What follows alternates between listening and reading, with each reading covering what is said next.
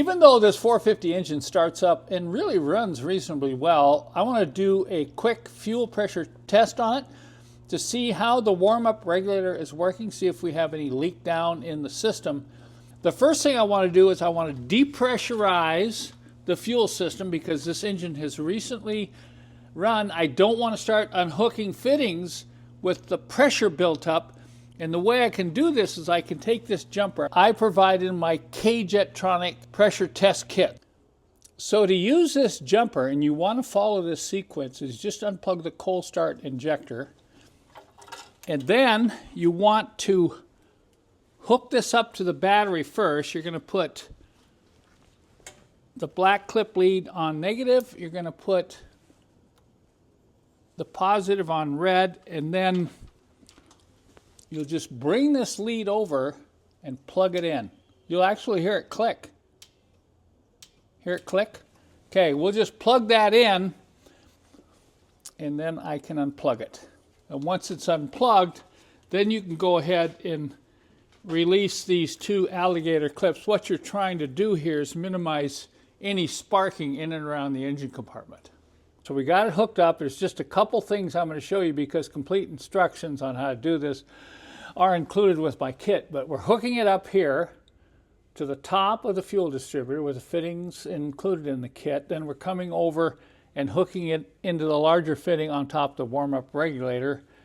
And then to get the fuel pump to run, we're not going to start the engine during this test. We're going to use a jumper lead, and we're going to jump over the pins in the fuel pump relay to run the pumps with the engine off. So come over here, and I'll show you on the W116, the fuel pump relay is also inside the fuse box, and it's this top rear relay.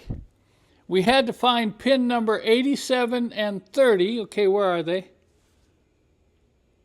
There's 87, there's 30. So I took the two pins from my switch jumper and we plugged this in.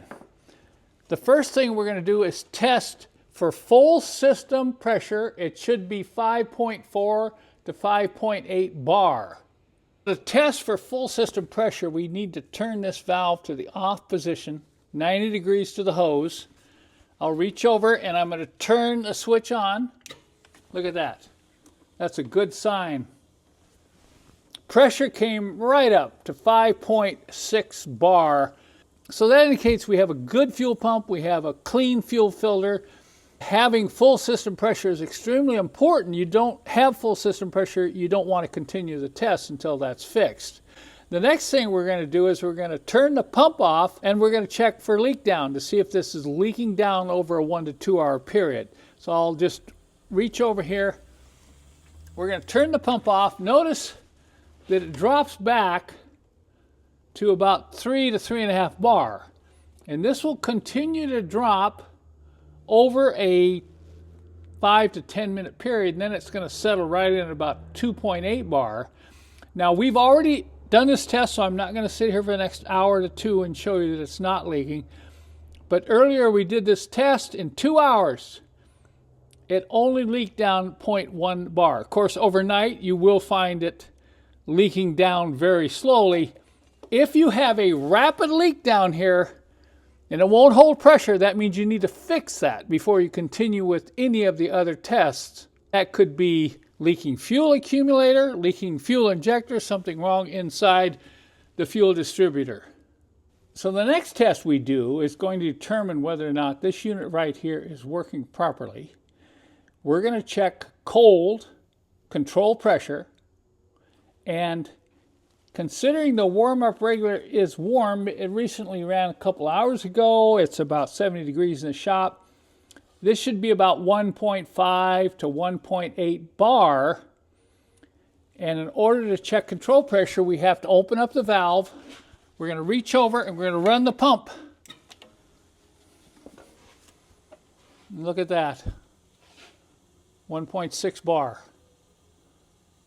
That's a real good sign. If you don't have this between about 1 and 1.8 bar when the engine's cold, you're going to have a hard time starting it cold. The next step is to check hot control pressure. Rather than start the engine and let it warm up, we're going to use my jumper to heat up the bimetallic strip heater inside the warm-up regulator. In review, the warm-up regulator heats up when the engine's running. Not when the key is on, but when the engine's running. 12 volts is supplied to this plug right here, which heats a heater around the bimetallic strip. And you unplug this, you take the jumper that is included with my K-Jetronic pressure tester, and we're going to plug this in, and then I'm going to come over to the battery and hook up the black to negative and the red to positive.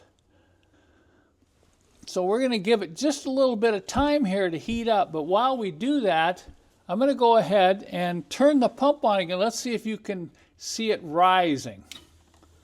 Look at that. It's already come up 0.2 bar. Now look closely. We're going to just let the camera run a little bit here, and I think you can actually see that needle start to rise. Now, if the warm-up regulator is working properly, it should rise all the way up to somewhere between 3.6 and 3.8 bar. Look at it rise. Isn't that amazing? That's a really good sign. We know for sure it's working. Let's see if it's working enough.